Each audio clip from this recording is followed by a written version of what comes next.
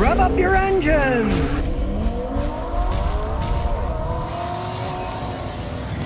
Well, if you want to order one of those new mid-engine Corvettes, well, you can't order one until 2021. Now, it turns out that, one, the production was behind to begin with because of the strike that they had. Took orders for 40,000 of these mid-engine Corvettes, and they now say it is possible some of the 2020 orders sold or stock may not be produced as planned. So basically a combination of the virus, they're going to be shutting plants down, the fact that they were already behind production because of the strike that they have. If you even ordered a 2021, you might not be getting it for quite some time, and they're not even taking orders for anything now until 2021. So if you've been waiting for your Corvette that you placed an order for, it might be a reasonably long wait. They're behind in the production. The virus isn't going to help it. It's going to be even further down in the production. Hey, you just have to wait on that one. Well, they said they weren't going to, but now the U.S. automakers are going to shut down the plants in Canada, Mexico, and the United States for a while. The unions were fighting to close them down for safety, but of course, the company wanted to continue to make cars, all the companies, and they were going to try some kind of a cleaning shift in between. Well, that deal fell through, so now they're going to be shutting them down for a little while. So Ford, General Motors, Fiat, Chrysler, Honda, and Toyota, they're going to shut down the factories. Nissan shutting down the U.S. factories, and Hyundai shut down their Alabama plant because one of the workers tested positive. They say the closings will run for a few days, up to a couple of weeks, and maybe longer, depending on how the virus spreads. Now, the three Detroit automakers that are shutting down, it's going to idle 150,000 workers. So all these decisions now, well, that reversed their previous decision, have a temporary shutdown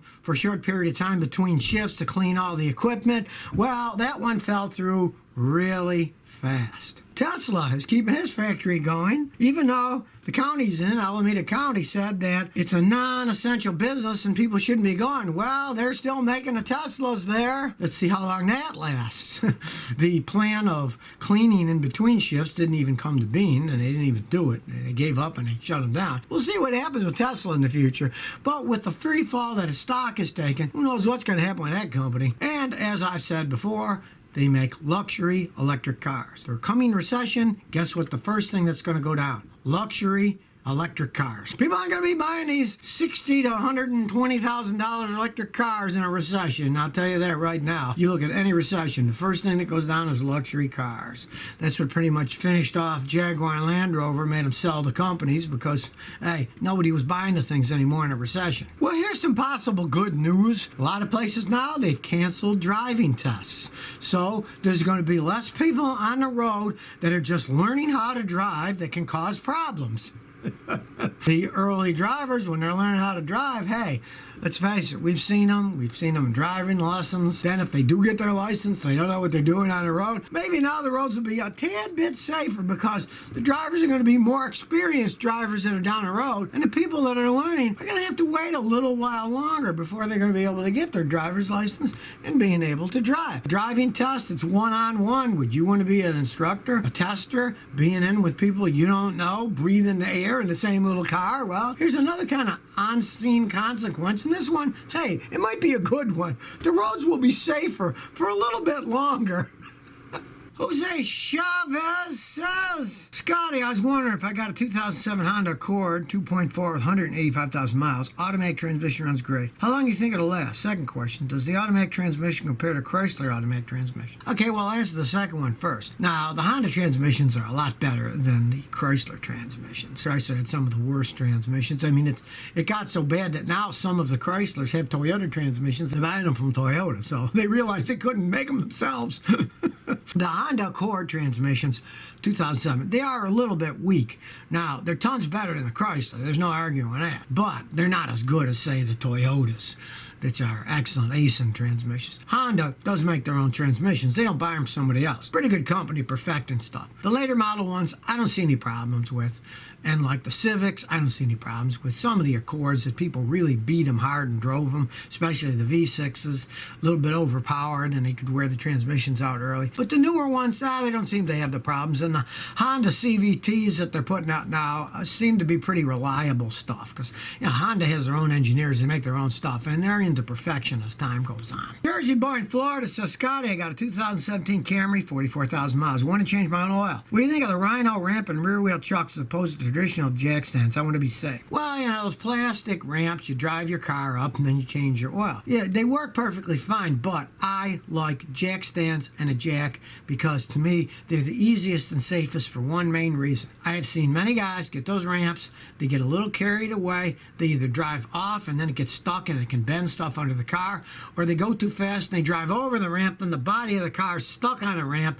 Then you got to get some big jacks and jack it up in the air and get the ramps out of the way. It's actually safe for using jack stands and a good jack because you don't have the moving danger of if you get off a little and it comes off, or if they slip. I've seen them where the guys have them on the ground, maybe it's a little bit wet, and as they move, one of the little ramps slips a little and they're cockeyed and they can tip over. Jack stands and a jack are the safest, easiest thing to do. Ben 1023 says, Scotty, hope you're healthy, doing well. I was wondering what's your opinion on 07 Mercedes S450 with the original 42,000 miles made in Germany for $15,000. Mercedes is generally endless money pits, but that's made in Germany.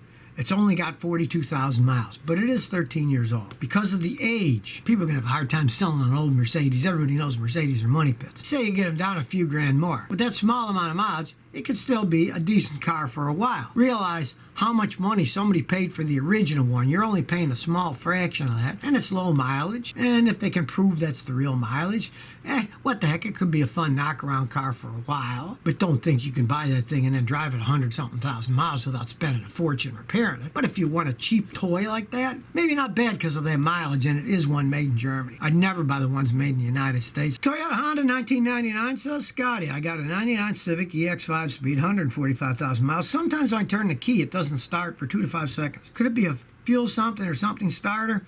Okay, if you're saying it does nothing for 2 to 5 seconds and then it starts to spin over, have the battery load tested and check the battery terminals, make sure they're not loose or corroded, fix that. Now, if it still does that and you turn it and nothing happens, then 2 or 5 seconds later it starts cranking and then starts, your starter's going out, which is typical on Honda that's 21 years old. Starters do wear out. But if you're talking about you turn the key and it crank, and then starts, now that could be the fuel pump or an ignition system failure. That wouldn't be the starter, because if it's the starter, it's not going to turn at all. Chrissy 216 says, I have an oil that looks fresh on top of the air filter holder and other components. Is that an oil leak or shoddy work when I changed my oil? Well, let's pray they just did a sloppy job and didn't wipe it off. Now, if it's external oil, odds are that's what it is. But if you're saying you take the air filter assembly apart and inside the top on the inside is oily, that's bad news. That generally means your pistons are wearing out in the engine, so that instead of sealing the pressure's going by, going into the crank, and then it blows oil vapor and oil all through the engine. That's called blow-by. And that you don't want. If that's the case, it's probably time to get rid of the vehicle. But if it's only on the outside, somebody spilled the oil, or if you got a massive leak, look, and if you see like the oil pressure sending unit is squirting oil out, well, replace it then. Jingle Jangle says, I got a 2017 Elantra, 78,000 miles. Is it really necessary to add fuel additives every 7,500 miles as required on the maintenance interval? If so, what would you recommend? No, that's total nonsense. I don't know why people are saying that. You don't need to put any fuel additives in a normal car. The gasoline you buy already by law in the United States says additives are already in it. Now, you got an old junker, say you bought it used. Yeah, maybe you could put it in 2 or 3 times a year if it's all carboned up inside because they didn't take care of the vehicle. But if you own the vehicle the whole time and you take care of it, you don't need additives.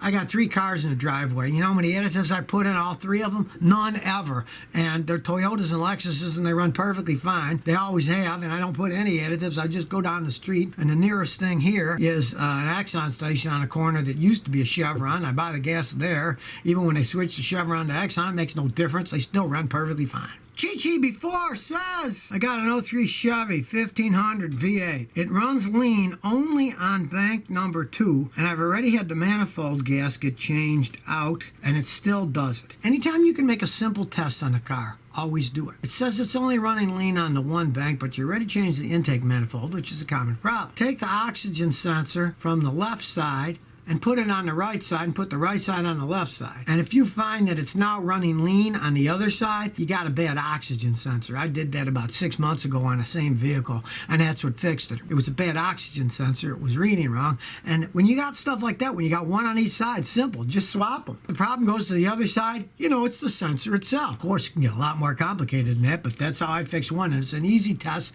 that is fail-proof. So if you never want to miss another one of my new car repair videos, remember to ring that bell.